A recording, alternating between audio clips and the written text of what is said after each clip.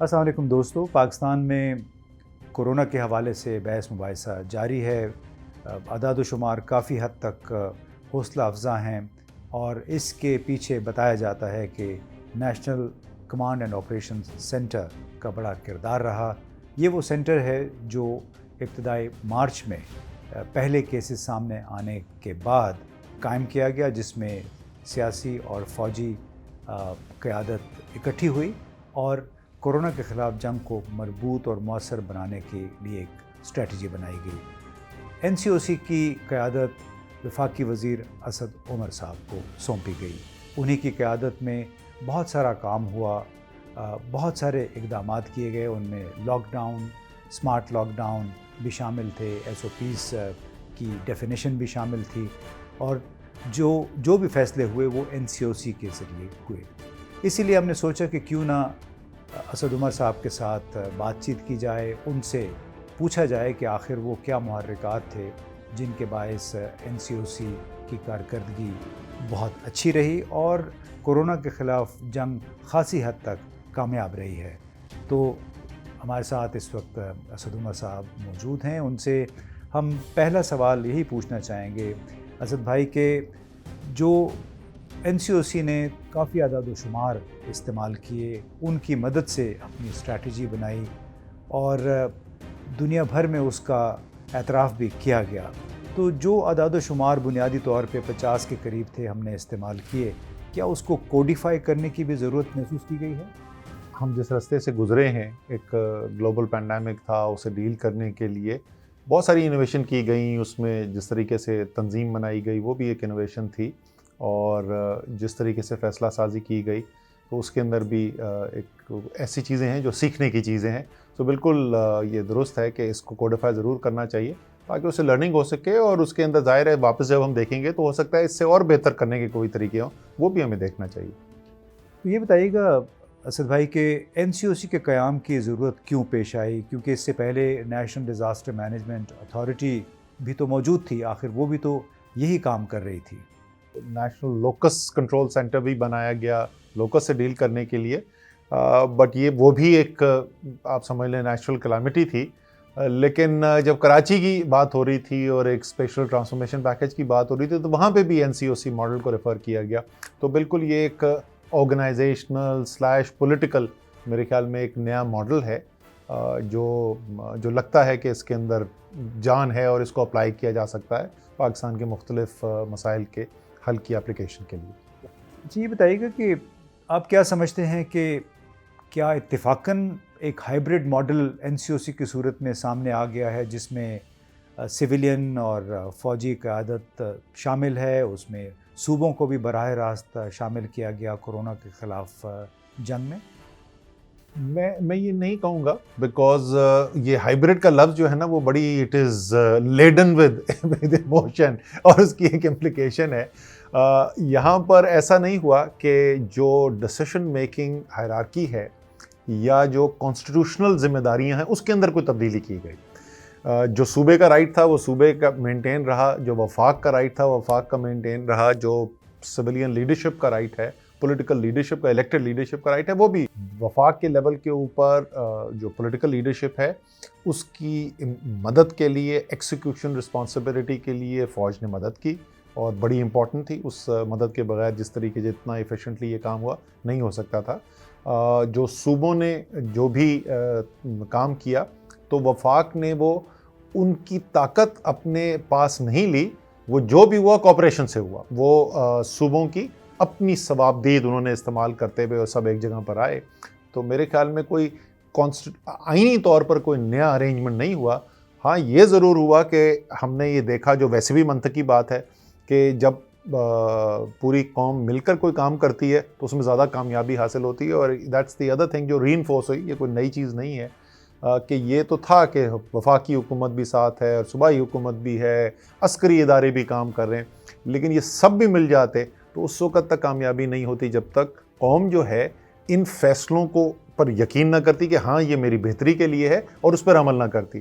سو جو میری وہ NCOC میں 100 دن کی جو تقریب ہوئی تھی تو بورڈ ہم نے باہر بنایا تھا، ابھی بھی وہاں رکھا ہوا ہے. تو میں نے لکھا وہی تھا کہ پچھلے چند ہفتوں میں پاکستان نے ایک دو پھر ثابت یہ کیا ہے کہ جب پاکستانی متحد ہو جائیں تو کوئی بھی چیلنج پورا کر سکتے ہیں.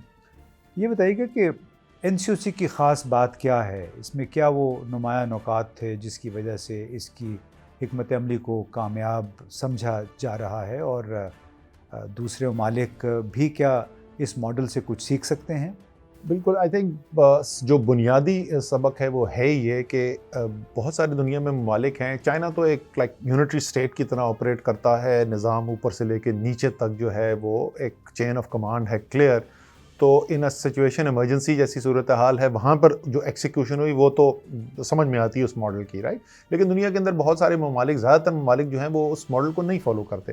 وہاں پہ جمہوری نظام ہے، کوئی نہ کوئی فیڈرل سٹرکچرز ہیں کئی ممالک کے اندر. اور ہم نے دیکھا کہ جہاں پہ بھی یہ فیڈرل ڈیوالٹ سٹرکچرز تھے ان کو پریشانی ہوئی اس پینڈیمک سے ڈیل کرنے کے لیے.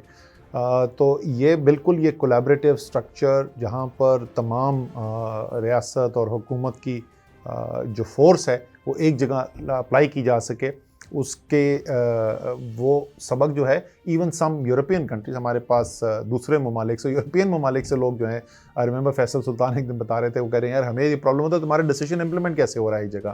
سو بالکل میرے خیال میں ہر ملک کے لیے اس میں لرننگ موجود ہے.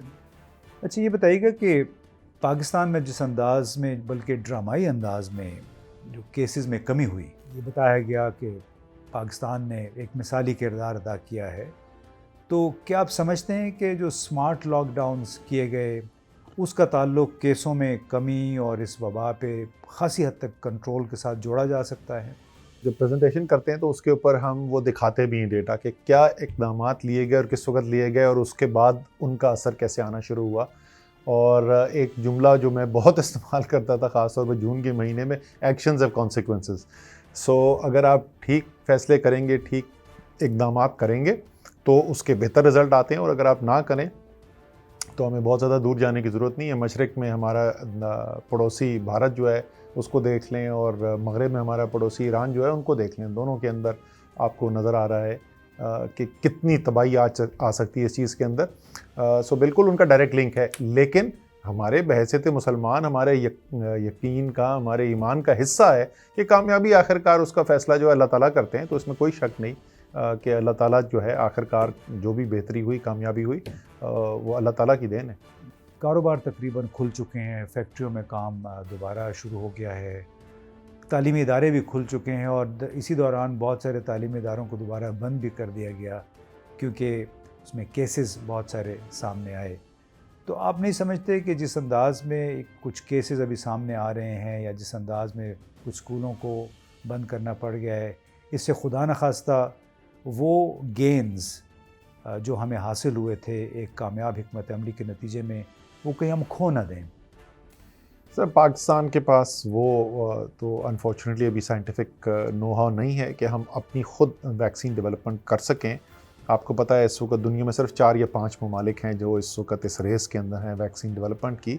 لیکن پاکستان نے چائنا کے ساتھ مل کے ویکسین ٹرائل کے اندر ہم پارٹیسپیٹ کرنے جا رہے ہیں. اگلے ہفتے انشاءاللہ تعالی فیز 3 کے جو ٹرائلز ہیں، جو آخری فیز ہوتا ہے ویکسین کی مانیٹرنگ کے لیے اپروول سے پہلے، تو اس میں ہم چائنا کے ساتھ پارٹیسپیٹ کر کے آئی تھنک منگل کے دن اس کا لانچ ہے، اور وہیں NCOC سے ہم انشاءاللہ اس کا لانچ کریں گے. تو یہ پاکستان جو ہے ان ممالک کے اندر شامل ہو جائے گا جہاں پہ ویکسین کے ٹرائلز ہو رہے ہیں.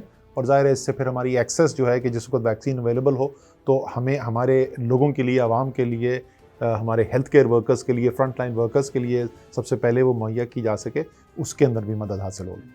اچھا ایک آخری سوال میں کرنا چاہوں گا کہ وبا یعنی کرونا کے خلاف جو جنگ پاکستان نے کی ہے، اس سے پاکستان کا پبلک ہیلتھ کیئر سسٹم کس حد تک بہتر ہوا ہے؟ سر اس کے اندر بالکل کوئی شک ہی نہیں کہ بہت ساری جو امپرومنٹ، یہ سارا جو انفارمیشن سسٹم جس کی میں ابھی آپ کو ذکر کر رہا تھا، اور جیسے آپ نے کہا کہ 50 سے زیادہ ڈفرینٹ انٹرونشنز ہیں جو ہوئی ہیں، اس میں سے ایک جو ہے وہ ہے یہ انفارمیشن. آپ کو یہاں بیٹھ کے ہم NCOC سے بتا سکتے ہیں کہ سارے پاکستان میں پھیلے ہوئے 700 سے زیادہ ہاسپٹل جہاں کووڈ ٹریٹمنٹ ہو رہا تھا، وہاں پہ کتنے مریض کووڈ کے آئے ہیں، ان میں سے لو فلو آکسیجن پہ کون ہے، ہائی فلو آکسیجن پہ کتنے ہیں، وینٹیلیٹرز کے اوپر کتنے ہیں، ایٹسیٹرا ایٹسیٹرا.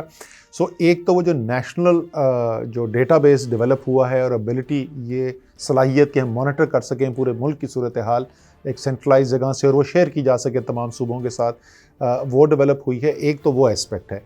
اس کے علاوہ اس سے لرن کرتے ہوئے ابھی وہ ہم قانون جو ہے وہ اسمبلی کے اندر بھی جا رہا ہے. ہم NIH national institute of health جو ہے اس کی پوری ریویمپ کرنے جا رہے ہیں اس کو، اور اسی کا ایک حصہ 6 اس کے اندر مختلف انٹرونشنز ہیں، لیکن ایک حصہ جو ہے جو امریکہ میں جو سینٹر فار ڈیزیز کنٹرول ہے بالکل اس کے پیٹرن کے اوپر ہم وہ ادارہ بھی وہاں پہ بنانے جا رہے ہیں. اور سو ایک وہ لیول ہے.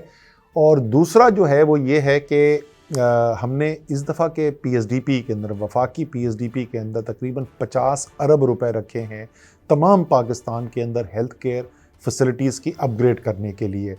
سو پاکستان کی تاریخ کی یہ سب سے بڑی انویسٹمنٹ ہے. کبھی آج تک وفاقی حکومت نے اتنی بڑی صحت کے لیے سرمایہ کاری نہیں کی ہے. یہ اس کے علاوہ ہے جو ہم نے ہسپتالوں کا اپ گریڈ کیا. آپ کو پتہ ہے کہ تقریباً 2700 سے زیادہ وینٹیلیٹرز جو ہیں، آکسیجن سسٹم جو ہیں، وینٹیلیٹرز اینڈ آکسیجنیشن جو بیڈز ہیں، وہ سارے پاکستان کے ہاسپٹلس کے اندر ایڈ کیے گئے ہیں. تو وہ تو آلریڈی ہو گیا. یہ اس کے علاوہ 50 ارب روپے جو ہے اس کی انویسٹمنٹ ہو رہی ہے.